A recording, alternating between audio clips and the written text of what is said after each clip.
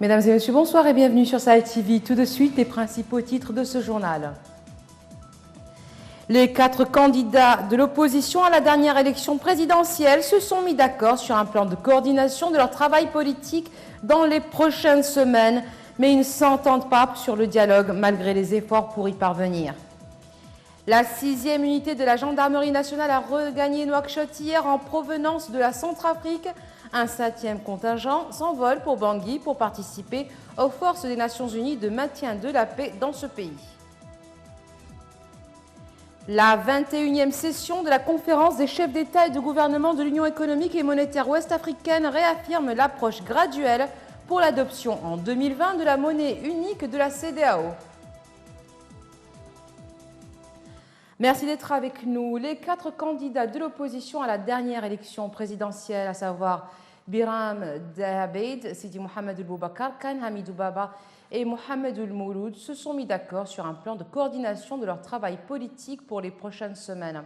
Ils avaient tenu une réunion ce dimanche au siège de l'Union des forces du progrès à Nouakchott où ils ont abordé de nombreux sujets. Dans des déclarations antérieures, Biram Dahabeid a déclaré que les candidats de l'opposition avaient accepté de négocier avec les autorités et que la décision de négocier avec le régime était prise par les 4 candidats de l'opposition lors d'une réunion précédente, soulignant qu'ils étaient au courant des démarches entreprises pour le dialogue avec le régime. Les 4 candidats de l'opposition, nous sommes réunis le jour même et on a étudié la situation. Nous avons conclu que nous ne reconnaissons pas le résultat et nous avons dit que le 2e tour est un droit que les Mauritaniens ont acquis grâce à leur vote massif et que le pouvoir a voulu les priver de ce droit de nommer dans une compétition au 2e tour leur candidat, leur président, leur élu. Mais nous avons dit quelle procédure allons-nous faire pour parer à cette situation. Nous avons étudié ce qui est possible et on en a conclu que la voie des recours le recours juridique et constitutionnel est totalement fermée par la décision du Conseil constitutionnel. La voie de la rue est une voie non explorable à cause du danger que cela comporterait pour le pays et pour les populations. Et nous, notre devoir, c'est d'amener le bien aux populations et au pays, mais pas le mal. Il restait...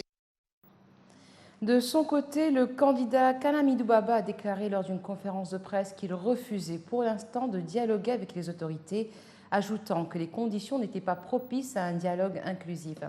Il a ajouté, je cite, « Nous ne rejetons pas le dialogue de principe, mais comment engager un dialogue à la lumière des arrestations qui se poursuivent et du siège de certains quartiers ?»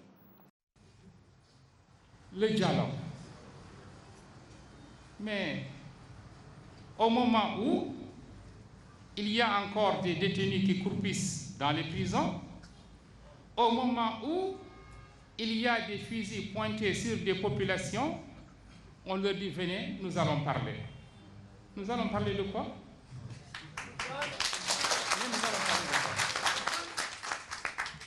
Je voudrais dire en quelques mots que la coalition Vivre Ensemble n'est pas engagée dans un dialogue. Les travaux des ateliers de sensibilisation et de mobilisation sur la pêche aux poulpes ont pris fin hier samedi au marché de poissons à Nouakchott. Ils étaient organisés par le ministère des Pêches et de l'Économie maritime en collaboration avec le programme régional de développement de la pêche en Afrique de l'Ouest en Mauritanie, financé par la Banque mondiale au profit des pêcheurs mauritaniens à Nouakchott, Nouadhibou et Vernane. Ces ateliers ont pour but de permettre aux pêcheurs de prendre connaissance des données relatives au matériel de pêche, aux quantités et aux sortes de poissons pouvant être pêchés. Ils s'inscrivent également dans le cadre des efforts déployés par le ministère des Pêches et de l'Économie maritime pour accélérer l'exécution du plan d'aménagement de la pêche de poulpe adopté en 2006 et réactualisé en 2018. Le plan d'aménagement constitue un mécanisme pour le développement des pêcheries de poulpes et un document de référence pour la gestion et l'aménagement des pêcheries de manière durable.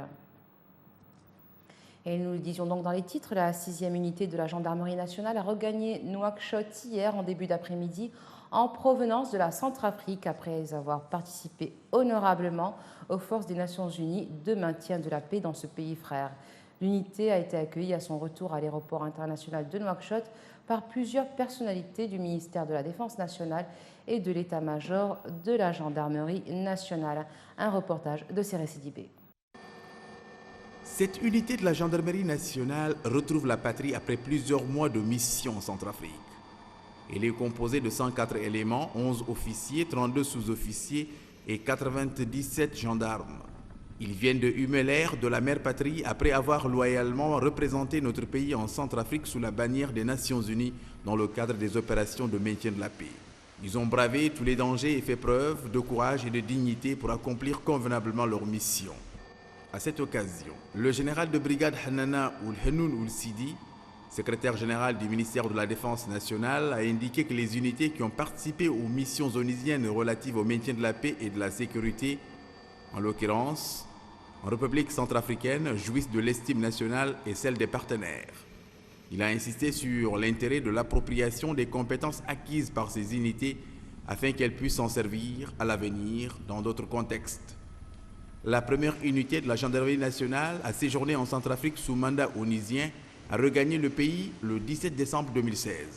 Elle avait été décorée par la représentante spéciale adjointe du secrétaire général des Nations Unies, vice-présidente de la mission des Nations Unies en Centrafrique, Madame Jeanne Corner, en reconnaissance de son professionnalisme et de son dévouement dans la sécurisation d'infrastructures vitales comme les sièges du Premier ministère et de l'Assemblée nationale, dans un pays en guerre. Le 7e contingent de la gendarmerie mauritanienne pour la MINUSCA a quitté Nouakchott ce matin pour Bangui. Ce contingent remplacera un autre, celui qui a regagné Nouakchott hier samedi. Il se compose de 140 éléments, dont 11 officiers, 32 sous-officiers et 97 gendarmes formés sur les opérations de maintien de la paix. Avant de partir pour la Centrafrique, le contingent a eu à effectuer de nombreux exercices d'entraînement sur les opérations de maintien de la paix, de protection des personnes, des biens, des bâtiments abritant les instances onusiennes et des sièges gouvernementaux. Les exercices sont aussi portés sur la sécurité des hautes personnalités, sur les réponses aux appels au secours et à l'aide humanitaire dans un pays instable. 41 pays, dont 31 pays africains, ont besoin d'une aide alimentaire. C'est ce qui ressort d'une alerte lancée par l'Organisation des Nations Unies pour l'alimentation et l'agriculture, la FAO.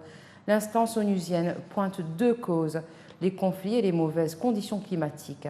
Selon le dernier rapport de la FAO sur les perspectives de récolte et la situation alimentaire, qui a été publié le jeudi 4 juillet dernier, les conflits en cours et les sécheresses demeurent les principales causes de graves insécurités alimentaires, compromettant même l'accès aux aliments et leur disponibilité pour des millions de personnes. 41 pays dans le monde, dont la Mauritanie, ont besoin d'une aide extérieure pour couvrir leurs besoins alimentaires. En Afrique, la situation catastrophique de la sécurité alimentaire dans de nombreux pays, y compris en République centrafricaine, en République démocratique du Congo et au Soudan du Sud, est le résultat de conflits et d'insécurité persistants depuis plusieurs années. Au Soudan du Sud, le bilan est alarmant. Selon certaines estimations, de mai à juillet 2019, le nombre de personnes en situation de grave insécurité alimentaire s'élève à presque 7 millions, soit 60% de la population. En 2019, les dégâts causés par le cyclone Ida et le manque de pluie ont eu de grandes répercussions sur la production agricole en Afrique australe. À cet effet, les besoins d'importation en céréales ont grimpé. Au Zimbabwe et en Zambie, les récoltes ont baissé pour la deuxième année consécutive, tandis que plusieurs pays voisins ont également enregistré des baisses de leur production en raison de conditions climatiques défavorables, avec comme par exemple le cyclone Ida au Mozambique. En Afrique de l'Est, une grave sécheresse a touché les récoltes de la première saison et même conduit à une dégradation des conditions de pâturage. Les plus importantes baisses de production céréales en 2019 sont prévues au Kenya, en Somalie et au Soudan, où d'après le dernier rapport de la FAO, les récoltes devraient être inférieures à la moyenne. La 21e session de la conférence des chefs d'État et de gouvernement de l'Union économique et monétaire ouest-africaine a réaffirmé l'approche graduelle pour l'adoption en 2020 de la monnaie unique de la CEDEAO, dénommée ECO. C'est ce qu'a indiqué le président de la commission de l'UEMOA, Abdoulaye Bourahima. La conférence privilégie un démarrage en 2020 avec les pays qui respectent les critères de convergence de la CEDEAO, tandis que les autres pourront s'y joindre ultérieurement, toujours selon le président de la commission de l'UEMOA, qui a lu le communiqué final de la rencontre en présence des chefs d'État des pays membres de cet espace communautaire et du Premier ministre bissau-guinéen. Selon le président de la commission, les dirigeants ouest-africains ont réaffirmé leur engagement politique à mettre en œuvre l'ECO. Le mandat a été donné au président ivoirien Alassane Ouattara pour la poursuite du processus conduisant les pays à l'adoption de cette monnaie. Je me réjouis tout particulièrement de notre engagement à renforcer notre solidarité et accroître notre coopération sécuritaire face à ces groupes qui n'ont d'autre but que de s'aimer la peur et la psychose. Le Conseil exécutif de l'Union africaine a adopté les statuts, le règlement intérieur et la structure de l'Agence de développement de l'Union africaine qui succède officiellement à l'agence du NEPAD. Ces décisions ont été entérinées à l'occasion de la 35e session ordinaire du Conseil exécutif à Niamey les 4 et 5 juillet dernier. Cette nouvelle structure qui dispose maintenant d'un mandat et d'une identité juridique clairement définie devient ainsi la première agence de développement de l'Union africaine. Retour à Hamara Diagana. La transformation du NEPAD en agence de développement de l'Union africaine, ODA-NEPAD, figurait parmi les principales propositions soumises en 2018 à la conférence des chefs d'État et de gouvernement de l'Union africaine par le président rwandais Paul Kagame dans le cadre de sa réforme globale visant à améliorer l'impact et l'efficacité opérationnelle de l'Union. Au centre des efforts de transformation du continent depuis son établissement au début des années 2000, le NEPAD, nouveau partenariat pour le développement de l'Afrique, est né d'une vision portée par ses pères fondateurs, celui d'une Afrique prospère, interconnectée, riche de chacun de ses pays et de leurs habitants. La naissance du NEPAD a été la première manifestation concrète de la volonté des États africains de reprendre le leadership sur la thématique du développement du continent.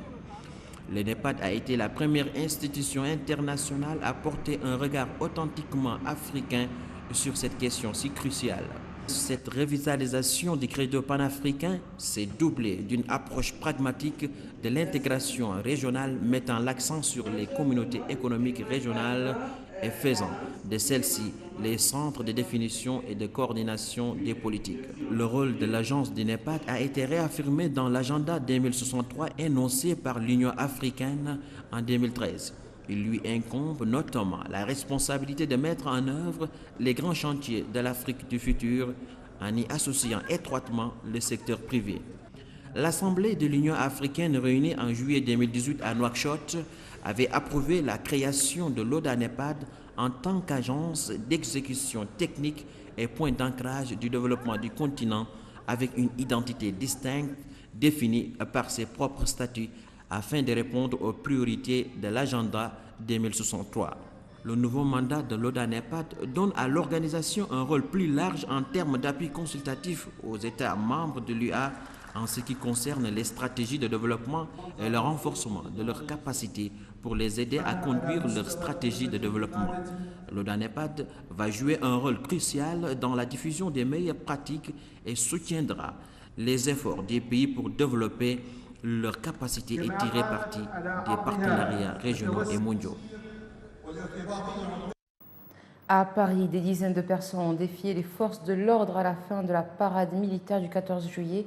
Les forces mobiles ont repris le contrôle, mais la situation reste tendue. Ils n'avaient pas de gilets jaunes mais des masques noirs. Ils ont investi les Champs-Élysées à l'issue du défilé militaire. Les forces de l'ordre les ont repoussés, mais la situation est restée tendue sur l'avenue. Les fauteurs de troubles ont brièvement bloqué les Champs-Élysées grâce aux barrières qui servaient à canaliser la foule lors du défilé. Des poubelles ont été incendiées. Les forces de l'ordre ont effectué à plusieurs reprises des tirs de gaz lacrymogène pour disperser les manifestants qui étaient parfois mêlés aux touristes ou aux badauds et pour certains, les visages dissimulés sous un foulard, un masque ou une capuche.